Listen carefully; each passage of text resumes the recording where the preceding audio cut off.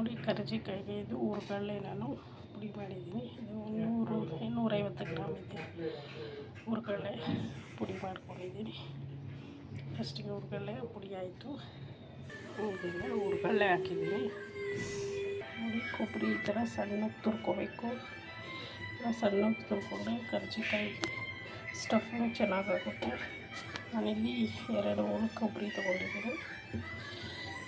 ಇವಾಗ ಇದು ಸ್ವಲ್ಪ ತಂದಿದ್ದೀನಿ. ಇವಾಗ ಇದು 2 ಕಂಪ್ಲೀಟ್ ಮಾಡ್ತೀನಿ.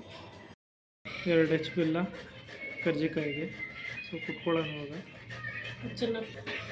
ಚೆನ್ನಾಗಿ ಇವಾಗ ಮಾಡೋಣ. ಇದನ್ನು ಬೆಲ್ಲ ನುಣ್ಣಗೆ ಚೆನ್ನಾಗಿ ಕುಟ್ಕೊಂಡಿದ್ದಾಯಿತು. ಅದನ್ನು ಇವಾಗ ಕಡಲೆ ಹಿಟ್ಟು ಜೊತೆಗೆ ಹಾಕ್ತೀವಿ. ಕೊಬ್ಬರಿ ಬೆಲ್ಲ ಕಡಲೆ ಪುಡಿ ಮಾಡಿ ಹಾಕಿದ್ದೀನಿ.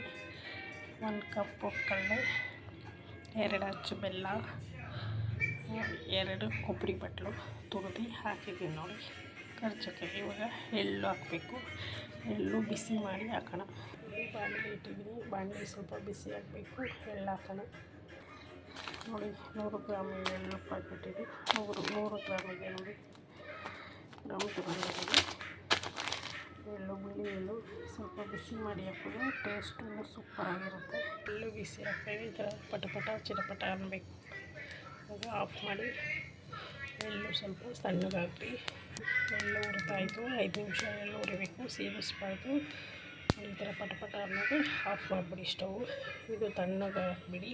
ಎಳ್ಳು ಜೊತೆ ಎಳ್ಳು ಸ್ವಲ್ಪ ಬಿಸಿ ಇದ್ದಾಗೆ ನಾನು ಗಸಗಸೆ ಹಾಕ್ಕೊಂಡಿದ್ದೀನಿ. 1 ಟೇಬಲ್ ಸ್ಪೂನ್ ಗಸಗಸೆ. ಇದು ಗಸಗಸೆ ಹಾಕಿದ್ದೀನಿ.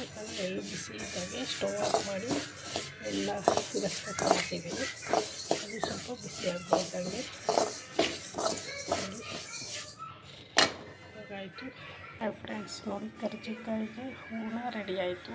ಎಳ್ಳು, ಗಸಗಸೆ, ಕೊಬ್ಬರಿ, ಬೆಲ್ಲ, ಹುರ್ಗಡ್ಲೆ ಪುಡಿ ಹಾಕಿದ್ದೀನಿ. ಎಲ್ಲ ಚೆನ್ನಾಗಿ ಮಿಕ್ಸ್ ಮಾಡಿದ್ದೀನಿ. ಚೆನ್ನಾಗಿ ಮಿಕ್ಸಪ್ ಕೊಟ್ಟಿದ್ದೀನಿ. ಎಲ್ಲ ಒಂದಕ್ಕೊಂದು ಎಲ್ಲ ಚೆನ್ನಾಗಿ ಅಂಟ್ಕೊಂಡಿದ್ದೀನಿ.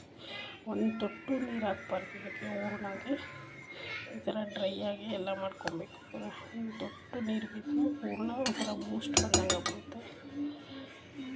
ಅದಕ್ಕೆ ಎಲ್ಲ ಹುಷಾರಾಗಿ ನೀರಿಲ್ದಿರೋ ಪಾತ್ರೆ ಎಲ್ಲ ಬಳಸಿ.